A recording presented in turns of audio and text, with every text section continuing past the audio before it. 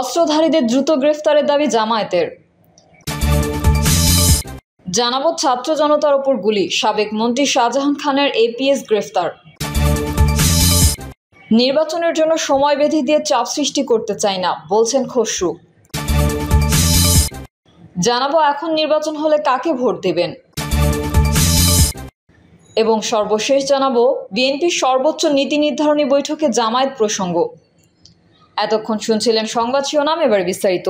তবে তার আগে অনুরোধ থাকবে আমাদের চ্যানেলটি সাবস্ক্রাইব করে বেল আইকনটি ক্লিক করুন। অস্ত্রধারীদের দ্রুত গ্রেফতারের দাবি জামায়াতের।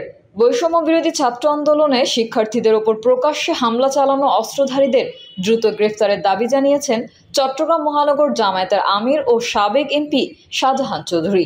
শাহজাহান চৌধুরী বলেন, ফ্যাসিস্ট আওয়ামী লীগ সরকার দীর্ঘদিন ধরে খুন, গুম, অর্থ, মানব পাচার, নানাবিধ অপরাধ সংগঠনের মাধ্যমে দেশকে ধ্বংস করে দিয়েছে। স্থিতিশীল পরিবেশ ফিরিয়ে আনা এবং দেশ পুনর্গঠনের জন্য সবাইকে একযোগে কাজ করতে হবে। এ সময় শাহজাহান চৌধুরী আইন শৃঙ্খলা পরিস্থিতি উন্নয়ন এবং চিহ্নিত অস্ত্রধারীদের অবিলম্বে গ্রেফতার করে আইনের আওতায় এনে দৃষ্টান্তমূলক শাস্তির দাবি জানান। ছাত্র জনতার উপর গুলি, সাবেক মন্ত্রী শাহজাহান খানের এপিএস গ্রেফতার। বৈষম্য বিরোধী ছাত্র আন্দোলন চলাকালীন ছাত্র জনতার উপর গুলি ও হত্যা মামলার আসামি মোহাম্মদ জাহাঙ্গীর জমাদ্দারকে গ্রেফতার করেছে rapid action battalion. Jahangir Jamaddar Awami লীগের সভাপতিমণ্ডলীর সদস্য ও সাবেক মন্ত্রী শাহজাহান খানের এপিএস। ইমরান খান জানান, গত 19 জুলাই মাদারীপুরে বৈষম্য বিরোধী ছাত্র আন্দোলন চলাকালীন ছাত্র জনতার উপর গুলি ও হত্যা মামলার এজাহারভুক্ত আসামি সাবেক মন্ত্রী শাহজাহান খানের এপিএস মোহাম্মদ জাহাঙ্গীর জমাদ্দারকে মগবাজারের থেকে গ্রেফতার করা হয়েছে। তার বিষয়ে পরবর্তী আইনগত ব্যবস্থা প্রক্রিয়াধীন বলেও জানান র্যাবের কর্মকর্তা। নির্বাচনের জন্য সময় বেঁধে দিয়ে চাপ সৃষ্টি করতে চাই না, বলছেন খসরু। বিএনপির মহাসচিব মির্জা ফখরুল ইসলাম আলমগীরের সঙ্গে সাক্ষাৎ করেছেন ঢাকায় নিযুক্ত অস্ট্রেলিয়ার হাইকমিশনার নার্দিয়া সিমসন। বৈঠকে বাংলাদেশের জাতীয় সংসদ নির্বাচন নিয়ে আলোচনা হয়েছে। এতে বিএনপির নেতারা বলেছেন, তারা নির্বাচনের জন্য সময় বেঁধে দিয়ে সরকারের উপর চাপ সৃষ্টি করতে চাচ্ছেন না। আমির খসরু মাহমুদ চৌধুরী সাংবাদিকদের বলেন, দুই দেশের দ্বিপক্ষীয় সম্পর্ক, ব্যবসা বাণিজ্য ও বিনিয়োগ প্রভৃতি নিয়ে আলোচনা হয়েছে। এর পাশাপাশি শেখ হাসিনার সরকার চলে যাওয়ার পরে আমরা কি ভাবছি এবং অন্তর্বর্তী সরকার কি করছে এবং তাদের 1 মাস কেমন গেল, আগামী দিনে আমাদের কি প্রত্যাশা, বাংলাদেশের কি প্রত্যাশা ইত্যাদি বিষয় নিয়ে আলোচনা হয়েছে। তিনি বলেন, এই অঞ্চলের রাজনীতি এবং রোহিঙ্গা শরণার্থীদের বিষয়ে আলোচনা হয়েছে। দুই দেশের মধ্যকার সহযোগিতা এবং অস্ট্রেলিয়ায় বাংলাদেশের অনেক শিক্ষার্থী রয়েছে, তা নিয়ে তারা কি করতে পারেন তা নিয়ে বিস্তারিত কথা হয়েছে। আমির খসরু বলেন, বাংলাদেশের নির্বাচন নিয়ে আলোচনা হয়েছে। নির্বাচনের জন্য কত সময় লাগতে পারে তার জানতে চেয়েছেন।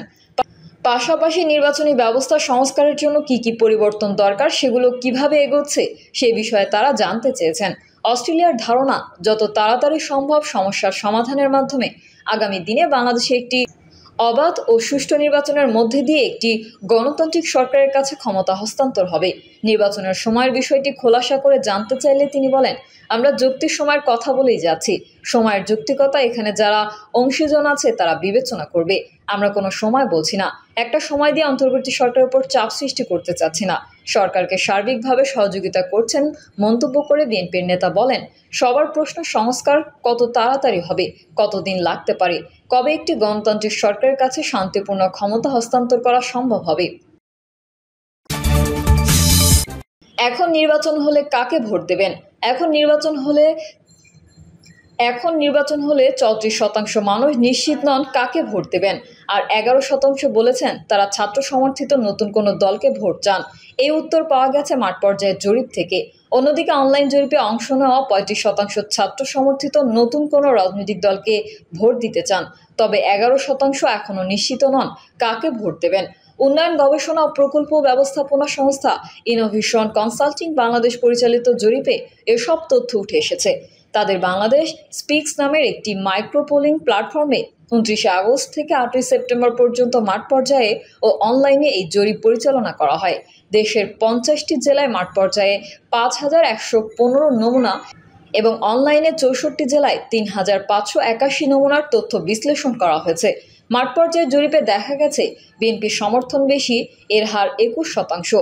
এরপরে আছে জামায়াতে ইসলামী 14%। আওয়ামী লীগকে ভোট দেবেন এমন কথা বলেছেন 5%, আর 34% অর্থাৎ বেশিরভাগই নিশ্চিত নন কাকে ভোট দেবেন।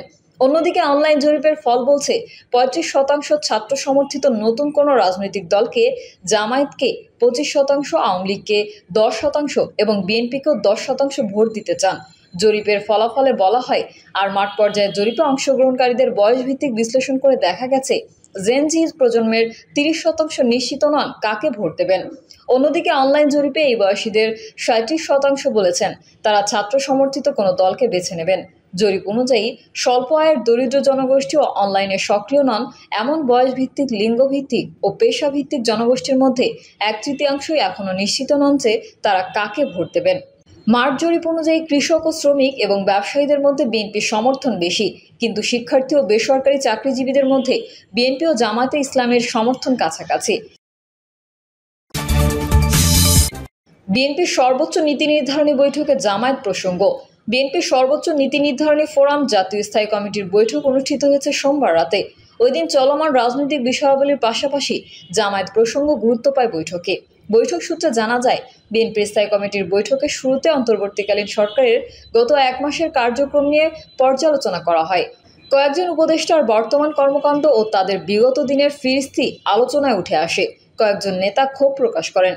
একজন উপদেষ্টার পিএসের কর্মকাণ্ড পর্যবেক্ষণে আনে বিএনপি। গত 1 মাসে ডিসি এবং সচিব পর্যায়ে প্রশাসনিক যেই রদবদল করেছে সেটাতেও আপত্তি তোলেন বিএনপির নীতি নির্ধারকরা। জানা যায়, এই ব্যাপারে শিগগিরই বিএনপি তাদের অবস্থান অন্তর্বর্তীকালীন সরকারের কাছে তুলে ধরবে। একই সঙ্গে দ্রুত প্রাতিষ্ঠানিক সংস্কারের দাবি জানাবে দলটি। বিএনপির নীতি নির্ধারণী পর্যায়ের একজন দায়িত্বশীল নেতা বলেন, রাষ্ট্র সংস্কারে অন্তর্বর্তী সরকারে বিএনপির সমর্থন রয়েছে। সরকার ইতোমধ্যে 1 মাসের বেশি সময় অতিবাহিত করেছে, কিন্তু এখনও সংস্কারের কাজ শুরু হয়নি। নির্বাচনী রোডম্যাপের ঘোষণাও আসেনি। বৈঠক সূত্রে আরও জানা যায়, পরিবর্তিত পরিস্থিতিতে বাংলাদেশ জামায়াতে ইসলামীর কর্মকাণ্ড নিয়েও আলোচনা হয়েছে। সেখানে জামায়াতে আমির ডাক্তার শফিকুর রহমানের সাম্প্রতিক কয়েকটি বক্তব্য আলোচনায় আসে। প্রসঙ্গত, 5ই আগস্ট সরকার পতনের পর জামায়াতের কর্মকাণ্ড বেড়ে গেছে। জামায়াত আমির সহ দলটির শীর্ষ নেতারা নানা কর্মসূচি নিয়ে দেশের বিভিন্ন জেলা সফর করছেন, সেখানে তারা বিভিন্ন বক্তৃতা করছেন। সম্প্রতি জামায়াতের আমির শফিকুর রহমান নির্বাচন প্রসঙ্গে বলেছেন, তারা এত দ্রুত নির্বাচন চান না, অন্তর্বর্তী সরকারকে রাষ্ট্র সংস্কারের জন্য আরও সময় দেওয়ার পক্ষে। তার এই বক্তব্য বিএনপিতে তীব্র প্রতিক্রিয়ার সৃষ্টি করে, কারণ বিএনপি দ্রুত নির্বাচনের পক্ষে। প্রিয় দর্শক, এই ছিল এখনকার সর্বশেষ সংবাদ। আপডেট সংবাদ পেতে চ্যানেলটি সাবস্ক্রাইব করে বেল আইকনটি ক্লিক করুন। কমেন্টে আপনার মতামত জানিয়ে আমাদের সাথেই থাকুন। ধন্যবাদ সবাইকে। আল্লাহ হাফেজ।